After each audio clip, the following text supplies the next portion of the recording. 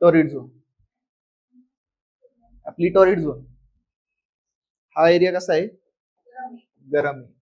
हा एरिया कसा आहे? फ्रिजिड, कोल्ड आहे. लाईफ इथं जास्त आहे का इथं जास्त आहे? टॉरिड मध्ये.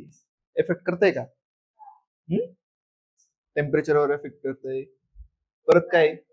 हा, कलर, कलर पण करतो ना. झाडांचे, जमिनीचा कलर, त्यावरून पण फरक पडतो ना.